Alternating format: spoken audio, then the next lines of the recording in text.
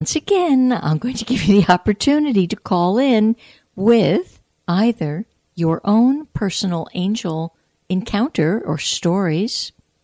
Maybe you believe, maybe you don't. And the number is 321-806-3159. I gave a talk this weekend on angels, and the name of my talk was Angels Within. Now, I know that there's lots of, people that, go to another person to find out their angel's name and what's my angel saying and do I have an angel and all that jazz. Well, I warned the people at this talk. Some of them may never want to see me again. They may go running out screaming. I have some different views on angels, as you might well expect. Angels are within. Yes, they can appear to be outside, but let me give you an analogy. Suppose you have a wonderful pet that you adored as a child. Spotty, good old Spotty the dog. And Spotty died. And Spotty comes to you in your dreams, or Spotty surfaces in your thoughts when you're a little despondent. Spotty is inside of you. And that's the truth with angels. They are a separate kingdom, actually. It's a kingdom that was designed by the great forces, first of all, to give reverence at all times to the source of all energy. Call it whatever you wish. Call it God, call it Zen Buddha, call it, have a good time. It doesn't matter what you call the great is. The problem with that is it is. So this kingdom was created, the angelic kingdom, is, to the best of my understanding, was created to, at all times, give reverence and honor and gratitude to that force field. And I can tell you why, I think. It's because when somebody says to you, great job, I simply love you, you feel better. So that's its design. And part of that design is geared toward helping you and me feel better in this, what we're considering an existence outside of the is, which in truth it's not. So this great angelic kingdom is here for guidance, for inspiration, for almost anything you can conjure up. They sometimes do back away from human beings. When there's murder, when there's something very untoward, they will back away, but they won't abandon the person. So everyone's got an angel. And as I was explaining the other evening, the angels, they want to be near you. They want to be a part of you. But they have to be invited in. And they also change at times. When you go through a period that's extraordinarily depressed and you're very despondent, generally there's been a changing of the guards with your own angelic force field.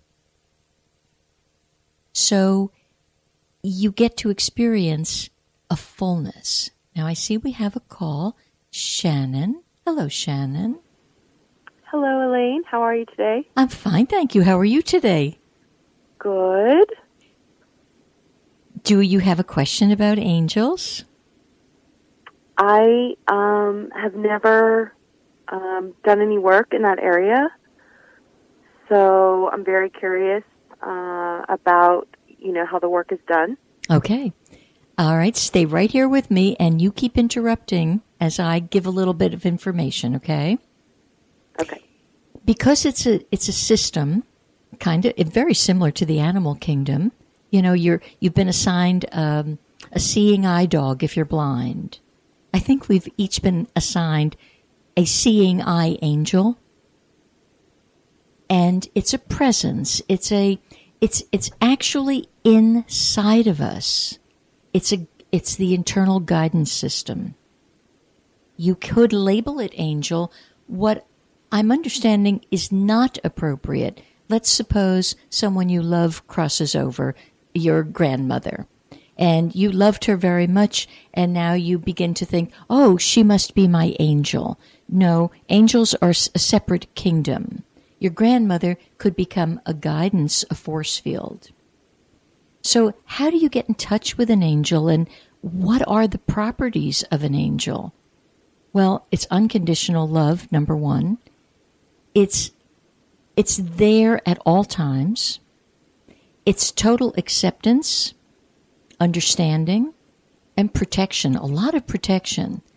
So let's suppose you're walking down a dark street and all of a sudden you feel very frightened. Many people will actually call upon an angel and they will feel a presence come. Now, some feel it almost externally. It doesn't matter whether you're feeling it externally or internally, because quite frankly, and this is a little bit challenging to get right here, right now, but there is no Shannon. You're an energy force field, which is why the energy is neither inside of you or outside of you. It's just there as an accessory with you. Some people like to think that they have a corner on a certain angel's name. So often a person will tell me, oh yes, my guardian angel is Michael. Well, but dear Michael is an archangel. There's several archangels. There's layers of angels, just as there is in our own government. There's stepping stones. There's the lower house, the upper house. So Michael is an archangel. So many people seem to think that Michael is their archangel. That makes my head spin, because the guy must be very, very busy. You have an angel. I suggest if you want to find its name, you ask it. Go to a place in nature, sit down quietly or walk along, do some breathing. Conscious breathing. And ask, are you here? Get some validation. What's your message for me? And how can I commune with you more deeply? Shannon, have you ever communicated with anyone who's crossed over? Never. Okay. Oh, it's time, girl. It's time. You should. It's delightful, because what it really shows you is there's no such thing as death and dying. All they've done is lighten up. And you can match that. It's called a vibrational match. If you go, here's a simple earth example. You wake up on the wrong side of the bed today, but you've got to go to the store for something. And you go in that store just gunning for trouble. And you're angst-filled. All that you can attract, 9 times out of 10, is that gal or guy behind the counter who is equally as angst-filled, because we're a magnet. But you can magnetize anything you darn well want to. So you can magnetize insight from the angels and a greater appreciation of who they are. Of course, there's always, at this time of year, there's many books written on angels. One of the ones, it's as good as it's going to get, although, let me see, I brought it with me today. Let me tell you when this thing was written. He brought this forth in 1993, and it's good. However, understanding is being heightened on the planet because we're going through a paradigm shift. And as I was looking through it this weekend, I thought, yeah, a lot of that's right. More correct than most of the material on angels, because most of the material puts an angel outside of you and different and perhaps better than you. They would be the first to say, no way. They're simply one. So the name of this book is simply called The Angels Within Us. And it was written by John Randolph Price. John did a lot of good work around that time. So I really salute him. You'll get a deeper sense. And I have a feeling It's still in print. If not, I'm sure you could find it on Amazon or something. Just don't go paying, $100 for an old copy. If it's meant to come to you, Shannon, it'll come easily and effortlessly.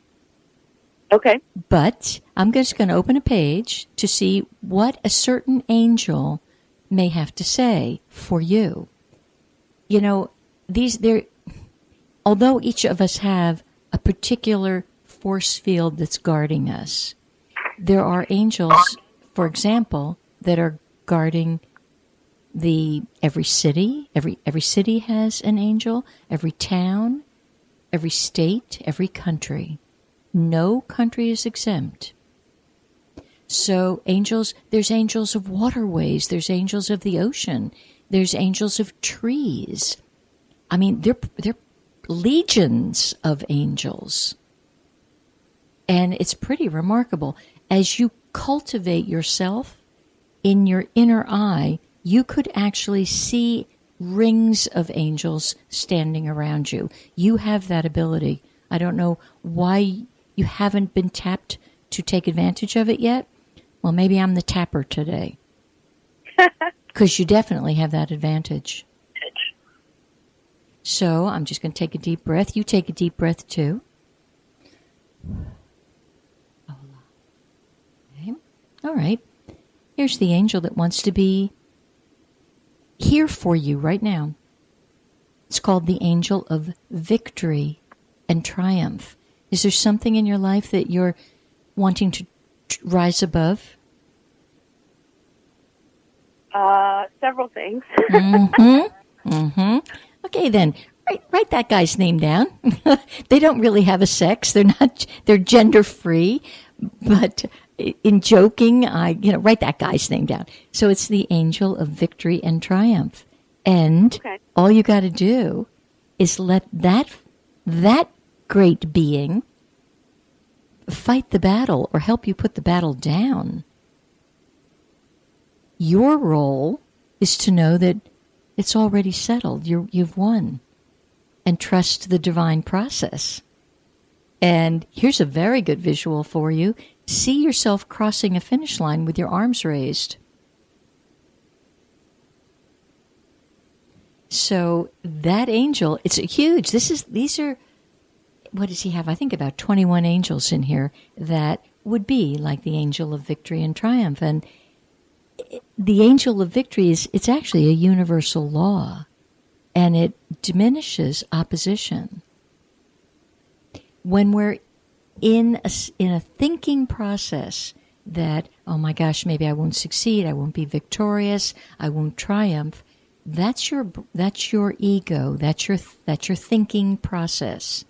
And it's actually a misuse of the thinking process, because if you'll put the thought down, the essence of you is the pure presence, which has already won. So it's moving you into dropping your old belief and understanding to, I've already won. There's victory here for me. And this particular force field, angelic force field, actually has a coded instruction, stand still. Stand still. It's almost a biblical thing. I'm not really a Bible belter, but it's more of a biblical thing that says, stand still, the victory is happening. And the object is to return to a place of serenity.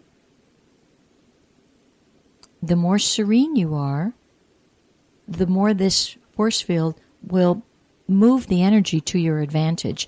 The energy that you would think is not helpful for you, or it's contentious, or it's sticky, it'll simply move it. I've seen with these angels, as you invoke them, there's the thing, you got to call. It's just, you had to phone in here. You have to you got to pick up the phone. Whether it's the cosmic phone or this phone, we have to do that action. And then, your imagination is heightened. The problems become solved. You're going to become more steadfast in your thinking, Shannon. And you're going to feel a little bolder. all in a very constructive, good way.